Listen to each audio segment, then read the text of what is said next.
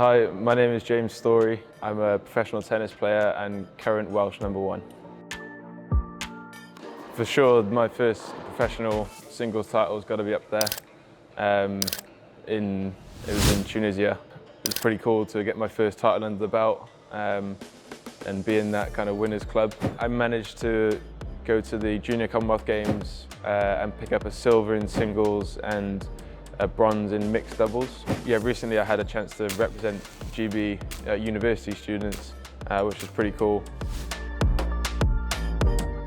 So we're currently in Cardiff Met in King Coeds at the tennis centre, where I spent a lot of my junior years training, growing up. Yeah, this place has got a lot of nostalgia. Whenever I come back here, I always seem to see some familiar faces. I think around the age of 12, I think I chose tennis. That's probably my best sport, and I had a lot of friends around. I enjoyed going to training because that's where I'd see them, and yeah, it kind of just gradually took priority over other sports. You know, Saturday mornings used to be football and tennis, and it slowly became just tennis, a little bit longer of a tennis session. You know, I had people like my older brother to look up to. You know, I was constantly playing people better than me, bigger than me, stronger than me. Okay, good luck. Thank you very much. Chris has been, we've called him like a second father before. You know, he was in charge of Matt as well before Matt went to the States, and then kind of took over my junior years. So yeah, us as a family have spent so much time on court with Chris. You know, we're so thankful to him and what he's shown us, like not just on the court, but I think off the court as well. He's a great example and role model. If we could have 10% of what he has, you know, we'd all be pretty good. So I got to play Wimbledon twice as a junior. That first year we made semi-finals of the doubles with Harry Wendelken.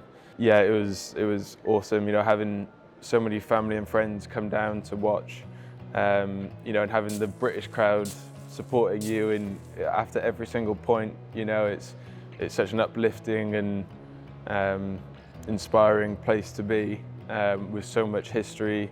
You know, the world's oldest tennis tournament. Like, it's the place where you want to win matches. You know, it's just such an incredible place to be, and the fact that I've already had the chance to play there twice, like, I'm super thankful for, but it's made me really hungry to get back there in the future. After juniors, didn't think I was prepared or ready to hit the Pro Tour straight away, and college provides us with like an unbelievable opportunity to go out to the States, get a degree under our belts, compete, grow, and learn a lot before then coming back and giving professional tennis another go. One of my favourite moments was either clinching against Stanford in national indoors or clinching against Ohio State at home. Those were two pretty big wins for us at the time. They were, I think, may have been #1 in the country at the time. Coming into our house, you know, we showed them whose house it was. I managed to hold serve and finish with an ace. It was a really cool moment, and one that I'll cherish forever. I think I've got that video saved somewhere of me winning that final point.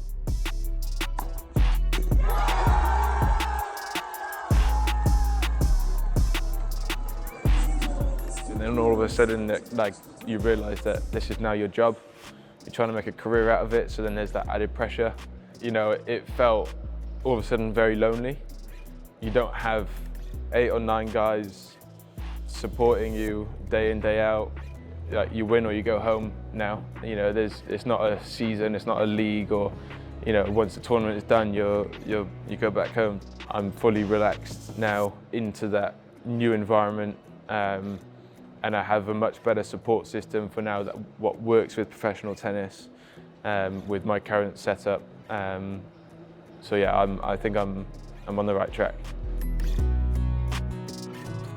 I'm training at Bath University at the moment, not doing any studies, just training there with the Pro Academy with about 7 other guys. it's another tough balance to try and work out. I guess that's part of the moving back from college as well. Now you're paying for everything and there's expectations to perform to recover your money. But yeah, I think on average probably traveling 2 to 3 weeks every month, depending on the time of year, whether I'm traveling overseas or in the UK and what the UK are putting on in terms of tournaments. Yeah, so grew up in like North Cardiff and went to Lanishon High. So yeah, like always loved coming back to Cardiff and seeing high school mates, and sometimes get a chance to watch them play rugby. But yeah, I love coming back to Cardiff when I get the chance. But yeah, I'd like to come back more and watch a few more of the rugby games maybe. But yeah, when it looks like this, it's hard to beat. So we're on the way to Cardiff Golf Centre just to get a few reps in.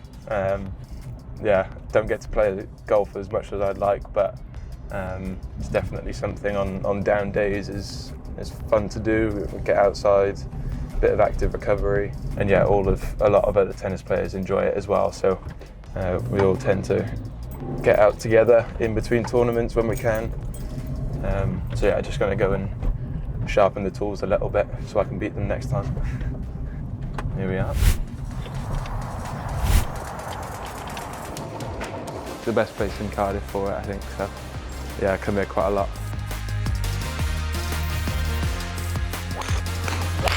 Oh, didn't it?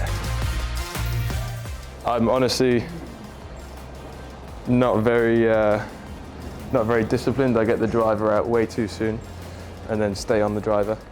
But I usually just go through the numbers, start with a wedge and then work my way through up to driver.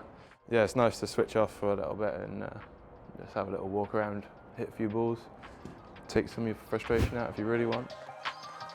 My family, my parents weren't tennis players, but were both sporty themselves growing up. My sister and my brother both played tennis, so I kind of just naturally went into it. So they have a pretty good understanding of what it takes to be a tennis player, and the sacrifices and the hard work that goes into it. So they're super supportive.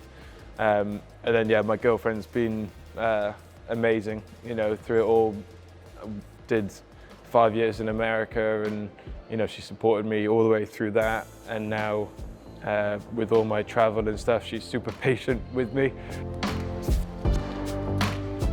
I'm always doing it for something bigger than myself.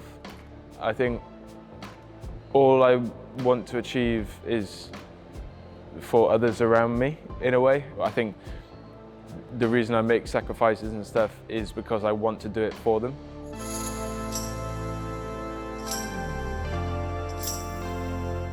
Well, I'd love to be top 100. I think that's a pretty big goal of mine.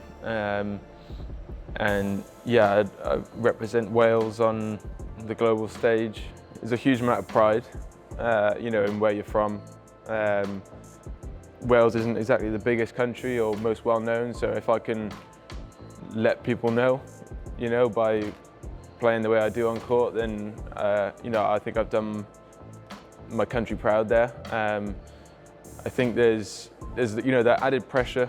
There is a bit more pressure, but I enjoy it, because I'm representing my country, the country that I love. So it's something that you've got to try and channel into your performance and drive kind of, that want to win. Yeah, I'd obviously love to represent Great Britain at the Davis Cup as well. I think that's a pretty big honour, and it doesn't get much bigger than that. I think it's the belief.